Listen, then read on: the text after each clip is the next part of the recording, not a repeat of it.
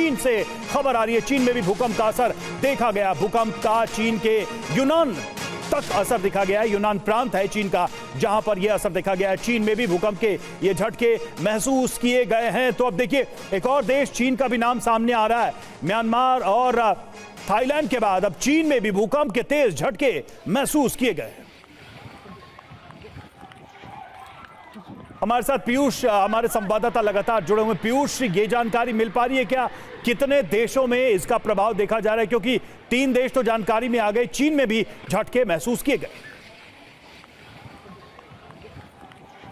बिल्कुल, देखिए रवि, जो साउथ ईस्ट एशिया के देश हैं सभी, चाहे वो इंडोनेशिया हो, मलेशिया हो और उसके अलावा बैंकॉक और इधर म्यांमार, और म्यांमार के बिल्कुल बगल में जो चाइना है, वो सभी जगह जो भूकंप के झटके हैं वो महसूस किए गए हैं। और चूंकि तीव्रता बहुत ज़्यादा थी और जो इंटेंसिटी के साथ में जो उसकी गहराई थी वो 10 किलोमीटर थी, तो इसकी वजह से ये जो दायरा था वो बहुत बढ़ा और आसपास के जो पड़ोसी देश हैं उनमें भी ये महसूस किया गया। हालांकि जो क्षति हुई है वो सबसे ज़्यादा म्यांमार और बैंकॉक में हुई है, क्योंकि 3 झटके लगातार बार बार अलग अलग समय पर आए।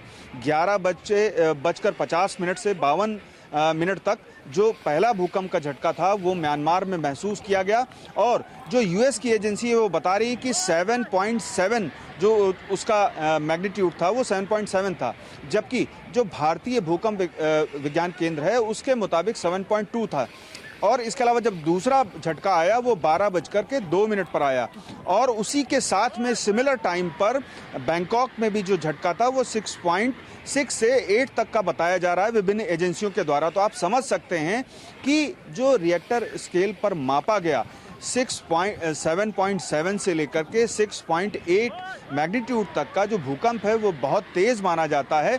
और चूंकि आप ये भी जानते हैं कि पास में ही समुद्र है और ये सभी साउथ ईस्ट एशिया के जो देश हैं वो समुद्र के किनारे पर हैं, और ऐसी स्थिति में जो सतह है और जो नीचे जो इनकी 10 किलोमीटर की रेंज थी, जो भूकंप की जो गहराई थी वो ज़्यादा थी।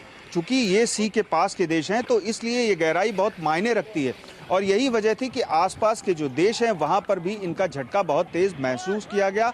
चीन का जो यूनान है वहाँ पर भी झटका बहुत तेज़ महसूस किया गया। इंडोनेशिया, मलेशिया और इसके अलावा बैंकॉक में तो भूकंप आया ही, और म्यांमार में तो आया ही, और यहाँ पर जो क्षति है वो बहुत ज़्यादा बताई जा रही है। इसके अलावा एक बात मैं और आपको स्पष्ट कर देता हूँ कि यहाँ पर क्षति होने के साथ जो जानमाल का जो नुकसान हुआ है वो भी ज़्यादा है।